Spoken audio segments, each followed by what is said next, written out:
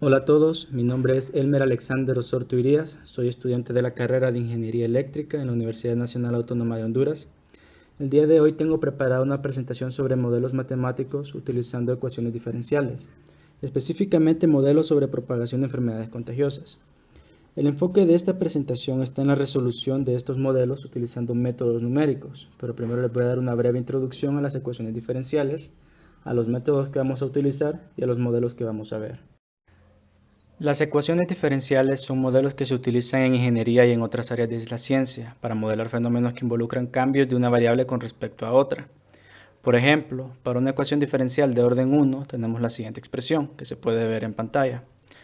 Esta expresión lo que nos indica es que la tasa de cambio de la variable y a medida que cambia t es igual a una función que depende de ambas variables. Generalmente las ecuaciones diferenciales involucran ciertas condiciones que denominamos condiciones iniciales. Estas sirven para aislar la solución del modelo a una sola, ya que cuando se resuelve una ecuación diferencial, si tiene una solución exacta, esta nos entregará una familia de soluciones. Naturalmente, resolver una ecuación diferencial es un proceso bastante complicado, ya que existen diferentes clases de ecuaciones con sus propias maneras de encontrar una solución, y algunas incluso no pueden ser resueltas de manera exacta. Por eso es donde aplicamos lo que serían los métodos numéricos. Ahora les voy a dar una introducción a los métodos numéricos con los que vamos a trabajar. Los métodos que vamos a utilizar varían en precisión y dificultad, y algunos necesitan de varias iteraciones para poder aproximar una ecuación diferencial de manera precisa. Son 4 métodos los que vamos a ver, que son el método de Taylor de orden n, el método modificado de Euler, el método de Hein, el método de Runge-Kutta de orden 4. Cuando utilicemos estos métodos nos vamos a ver que algunos varían, que son más precisos, que otros son un poco más prácticos. Y específicamente hay uno que es bastante preciso y bastante práctico, que es el método de Runge-Kutta, que suele utilizarse de manera más común o de manera más frecuente al momento de aproximar una solución en una ecuación diferencial no lineal. Estos 4 métodos que que les acabo de mencionar van a ser puestos a prueba para encontrar la solución a 2 modelos matemáticos. Empecemos hablando sobre el método de Taylor de orden n. El método de Taylor es uno de los algoritmos más antiguos para aproximar la solución a un problema de valor inicial en una ecuación diferencial ordinaria. Esta se basa en las series de Taylor, que fueron introducidas en 1715 por el matemático inglés Brock Taylor. Esta es una forma general de construir series para cualquier función que existe. Y podemos ver que está presentado en la diapositiva, donde una función de t puede ser expresada como una suma infinita de derivadas en torno a un punto A.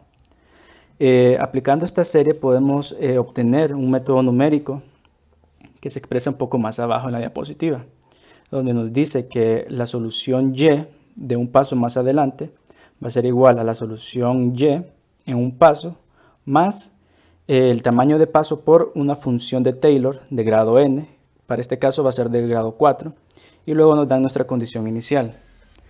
Podemos fijarnos que la función de Taylor en la parte de abajo se parece bastante a lo que sería la serie de Taylor,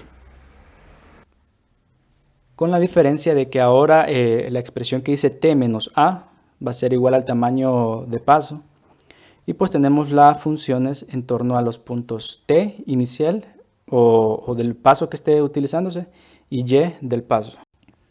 Ahora vamos a hablar del método modificado de Euler. El método modificado de Euler también se conoce como el método explícito del punto medio, y es un refinamiento del método original de Euler, que también puede ser conocido como el método de Taylor de orden 1. El método se encuentra arriba en la diapositiva, se puede apreciar bien. El método de Euler se hace en un punto y se calcula la pendiente para un paso del algoritmo. Este método es bueno para funciones lineales, ya que podemos encontrar una solución bastante buena, pero cuando la función no es lineal, existe un error de truncamiento. Y para solventar este error, pues se introduce este método, que lo que hace es que en lugar de utilizar un punto, utiliza la media aritmética de las pendientes sobre el intervalo que se está trabajando. De esta manera se obtiene la siguiente fórmula que aparece en la parte de abajo de la diapositiva. Ahora hablemos del método de Hein. El método de Hein es llamado así por Karl Hein. Fue un profesor de la Technical University of Karlsruhe que introdujo esta técnica en un paper en 1900. El método de Hein muchas veces es denominado como método de Euler mejorado. Esto se debe porque corrige ciertos problemas que tiene el método de Euler, el modificado, que vimos anteriormente. Por eso es que el método de Euler modificado se suele denominar como método predictor y el método de Hein como el método predictor-corrector. Básicamente la idea detrás del método de Hein es utilizar una recta de predicción cuya pendiente es el promedio de las pendientes de todas las rectas tangentes en el final del intervalo. Así se obtiene el siguiente método que se puede apreciar al final de la diapositiva. Por último, hablemos del método de Runge-Kutta. El método de Runge-Kutta fue introducido en 1901 por Wilhelm Kutta y Karl Runge, que utilizaron el formato descrito por los métodos de Taylor y el de Euler, y así descubrieron la familia de métodos iterativos de Runge-Kutta. Se le denomina de esta manera porque existen diferentes formas de este método. Está, por ejemplo, el de Runge-Kutta de grado 2, que se conoce como método de punto medio, y está el de grado 3, que se parece un poco al método de Hein. Generalmente se suele utilizar el método de grado 4 porque es el que nos da resultados bastante precisos y también es bastante práctico de utilizar. Este método, al igual que el método de Euler, utiliza las pendientes y al igual que el método de Hein, utiliza el promedio de las mismas. Es por esto que el método modificado de Euler y el método de Hein se consideran como parte de la familia de soluciones de Runge-Kutta, pero de orden inferior a 4. Podemos ver en la diapositiva que aparece la fórmula iterativa en base a 4 constantes, K1, K2, K3 y K4. Las constantes son el promedio de las pendientes. La constante K1 es la pendiente al inicio del intervalo, la K4 es la pendiente al final del intervalo y las constantes K2 y K3 son las pendientes que se encuentran en los medios del intervalo. Así en la ecuación iterativa podemos ver que se hace un promedio de todas estas pendientes. Bien, una vez explicados los métodos numéricos que vamos a utilizar, vamos a ver los modelos de propagación de enfermedades contagiosas. Estos modelos tienen el principal objetivo de proyectar cómo una enfermedad contagiosa va a progresar a medida que pasa el tiempo. Esto puede mostrar resultados sobre una posible epidemia y también dar información a los entes relacionados con la salud pública para ver qué tipo de intervenciones pueden tomar y cuáles evitar. También de predecir cómo va a crecer la enfermedad con la que se está combatiendo. El primer modelo que se va a presentar es uno bastante simple, en el que se ve que la tasa de cambio de la variable y, que denota la cantidad de individuos infectados en un tiempo t, con respecto al tiempo va a ser igual a una función que consta de una constante k multiplicada por la cantidad de individuos susceptibles de contraer la enfermedad en un tiempo t por la cantidad de individuos infectados. Este es un modelo bastante simple comparado con el siguiente modelo que vamos a ver. Este modelo es un poco más complicado que el anterior. Tiene un enfoque un poco más realista, ya que introduce una nueva variable denotada por z, que denota la cantidad de individuos que ya no pueden infectarse en un tiempo t. Estos individuos pueden ser representados aquellos que se recuperaron de la infección, que fueron aislados o que fallecieron a causa de la enfermedad. Podemos ver de que ahora tenemos tres ecuaciones. Una denota la cantidad de x, que es la cantidad de individuos susceptibles a contraer la enfermedad y que disminuye de manera exponencial. Tenemos ahora una segunda constante también que se utiliza para ver lo que es la tasa de velocidad con la que cambia la variable z con respecto al tiempo en la tercera ecuación, y la segunda va a ser una variable m que denota la cantidad total de la población menos la cantidad de personas susceptibles menos la cantidad de personas que ya se recuperaron, y eso nos va a dar el total de todas las personas que están infectadas. Ahora, ¿cuáles experimentos vamos a hacer? Lo primero que vamos a hacer es darle un poco más de información a los dos modelos que obtuvimos anteriormente y que mostré. Le vamos a dar lo que serían, por ejemplo, cuál es el valor de ciertas constantes y también cuál es el valor de la condición inicial. Luego vamos a resolver estos modelos que ya vamos a plantear por medio de los 4 métodos que mencionamos anteriormente, y luego vamos a comparar los resultados que obtuvimos para ver qué método es más preciso. Para el modelo 1 vamos a asumir que las variables x y y son continuas, es decir, que no van a haber picos, que sus gráficas van a ser suaves. La suma de ambas nos va a dar una cantidad de m que habíamos mencionado anteriormente en el modelo 2, que va a ser la cantidad total de individuos. Y pues despejando para esta ecuación y sustituyendo en la ecuación diferencial vamos a tener la siguiente expresión que se puede ver en la segunda ecuación. Si nos entregan los siguientes parámetros iniciales, como que la cantidad de infectados al principio o a un tiempo cero, de 0 días, es de 1000, que la cantidad total de individuos es de 100.000 y que la constante es de 2 por 10 a la menos 6, vamos a tener la ecuación diferencial resultante, que se puede ver en la última ecuación, con nuestra condición inicial. Ahora ya podríamos decir que nuestro modelo está planteado. Una vez que ya tenemos el modelo planteado, podemos proceder a calcular la cantidad de infectados, que vamos a calcular la cantidad de infectados luego de 30 días. Por medio de los métodos numéricos, y luego nos vamos a ver que esta ecuación es una ecuación de Bernoulli, por lo que puede convertirse en una ecuación lineal, y así poder encontrar una solución exacta por la que podamos comparar los métodos numéricos. Ahora que el método ya está planteado, vamos a aplicar lo que sería el algoritmo para cada método numérico. Los algoritmos yo los estoy escribiendo en MATLAB, pero los estoy ejecutando en GuineaWebTape. Recordemos que este software es compatible con todo lo que es el lenguaje de MATLAB. En la primera línea de código tenemos la función. La segunda, tercera y cuarta línea de código tendríamos las derivadas. Podemos ver que son recursivas porque siempre están llamando a lo que sería la función anterior. Y luego tenemos 4 comandos inputs. El primero nos ayuda o es como una manera más automatizada para poder agregar lo que serían los intervalos para el límite inferior, el límite superior, la cantidad de iteraciones y nuestra condición inicial.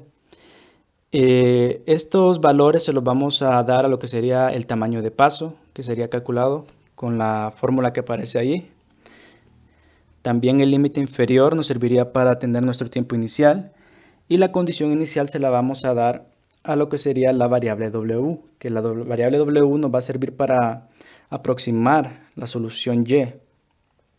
Luego aplicamos lo que sería un bucle, un for loop. Yo lo voy a hacer de manera de que sea una matriz dinámica, lo que significa que le voy a estar agregando valores a diferentes columnas de la variable. Podemos ver que inicia en 1 por eso, y luego termina en n más 1, nuestra variable i, que va a ser la que va a ir aumentando. Bueno, en nuestra primera línea de código dentro del bucle va a ser nuestro aumento de paso del tiempo. Luego tenemos nuestra aproximación, nuestra fórmula que vimos en los diferentes métodos. La tercera línea lo que va a hacer es imprimir en pantalla los datos obtenidos. Y la cuarta línea, quinta y sexta lo que van a hacer es que nos van a graficar todos los puntos que nos calcule lo que sería el programa. Para 100 iteraciones en el intervalo de 0 a 30 la solución va a ser 80.295,714. La gráfica de los infectados a medida que avanza la podemos ver que primero tiene una forma como exponencial y luego va decreciendo, y podemos intuir que a medida que se acerca a los 100.000 habitantes, pues va a ir decreciendo hasta llegar ahí. Para el método modificado de Euler vamos a reciclar lo que sería la función, los mismos comandos para el límite inferior, superior, número de iteraciones, condiciones, casi todo es igual. Lo único que no vamos a tener con respecto al programa anterior serían las derivadas, y pues que va a cambiar lo que sería la fórmula iterativa en lo que sería el bucle. De ahí todo lo demás sería igual. Para este método, luego de 100 iteraciones en el intervalo de 0 a 30, nos vamos a fijar que la solución es 80.262,346. Ya el resultado difiere bastante de lo que sería el resultado obtenido anteriormente, aunque si nos fijamos en la gráfica se comporta de la manera en la que se comportó el gráfico anterior. Aquí lo que vamos a ver más adelante es que lo que cambia es la precisión del método. Para el método de Hein vamos a ver que todo es exactamente igual con el programa anterior, lo único que vamos a cambiar va a ser la fórmula iterativa dentro del bucle for.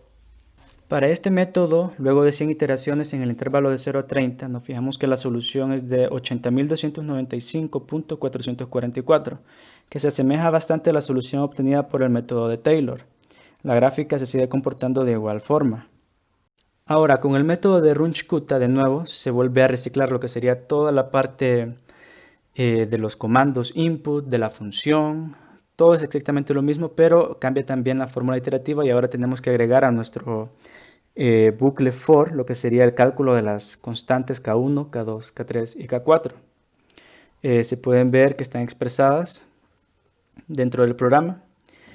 Y en este caso no quise hacer una matriz dinámica, lo hice de un solo que estuviera, cada vez que se cambiara el valor de i, se reescribiera en lo que sería el valor de la variable w y de la variable t. Para este método, luego de 100 iteraciones en el mismo intervalo de 0 a 30, nuestra solución va a ser de 80.295.71. Bueno, realmente lo que sería en este método, vemos que la solución está mucho más cerca de la solución obtenida con el método de Taylor, y como ya hemos mencionado anteriormente, la gráfica se va a seguir comportando de la misma manera para todos los métodos. Solo lo que va a cambiar va a ser la precisión. Ahora que ya tenemos nuestras soluciones por medio de los métodos numéricos, vamos a aplicar el método de Bernoulli para convertir nuestra ecuación diferencial en una ecuación diferencial lineal, lo que nos va a permitir obtener una solución exacta, y así la vamos a poder comparar con las soluciones que obtuvimos con los métodos numéricos. Para el método de Bernoulli, lo que consiste es en sustituir nuestra función y por una función u, que va a ser igual al recíproco de esta.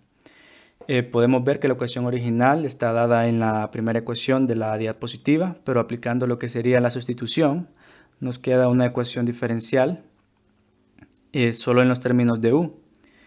Y para encontrar la condición inicial, pues también vamos a utilizar la misma sustitución. Simplificando todo, nos queda la siguiente ecuación diferencial, que está al final de la diapositiva, y podemos ver que es una ecuación lineal, que solo depende de una función u. Y tenemos nuestra condición inicial, que ya está planteada. Luego encontramos la solución de la ecuación diferencial lineal. Podemos utilizar cualquier método. Yo en este caso utilicé Laplace. Podemos ver que la ecuación nos da 990 por 10 a la menos 6 por 0.8187 y toda esa cantidad de números gigantes elevado a la 7 más 10 a la menos 6. Para encontrar la solución de la función y, lo único que hacemos es aplicar de nuevo la misma sustitución, que sería el recíproco. Y luego de 30 días nos podemos fijar que nuestra solución es 80.295,715. Vemos que los resultados obtenidos por los métodos de Taylor de orden 4 y de Runge-Kutta son los más cercanos a esta solución, con un error real bastante pequeño. Los que le seguirían sería el método de Hein, que también se acerca un poco, mientras que el método modificado de Euler es el que más se aleja en el error real, es bastante grande con respecto a los demás. Los errores relativos los tenemos en la tabla. Podemos ver que los más precisos son el método de Taylor y el de Runge-Kutta, y el más preciso de todos sería el de Taylor. Ahora, para el modelo 2 vamos a hacer el siguiente planteamiento. Nos dan los siguientes parámetros, que tendríamos que nuestro parámetro inicial, o sea, nuestras personas que están susceptibles serían 99.000, la población de nuevo serían 100.000, nuestra constante K1 sería 2 por 10 a la menos 6, y nuestra constante K2 sería 10 a la menos 4. Entonces, sustituyendo esto en la ecuación diferencial que planteamos anteriormente, que mostramos en el modelo 2, nos queda que la tasa de cambio de las personas que se recuperan va a ser igual a 10 menos 100 a la menos 6 por z, menos 99.000 exponencial. La división entre las constantes va a ser menos 20 por 10 a la menos 3 por la variable z. Ahora, para encontrar nuestra condición inicial, lo que vamos a hacer uso va a ser de la ecuación que teníamos anteriormente. Vamos a tomar de nuevo nuestra condición inicial para y, y despejando para z, podemos ver que nuestra condición inicial va a ser igual a 0. Esto tiene sentido porque si viene iniciando la epidemia, entonces no se va a tener una persona recuperada o una persona a la que se le hayan aplicado intervenciones. Una vez que tenemos planteadas nuestras condiciones y nuestras ecuaciones, lo que vamos a hacer va a ser encontrar ambas variables luego de 30 días.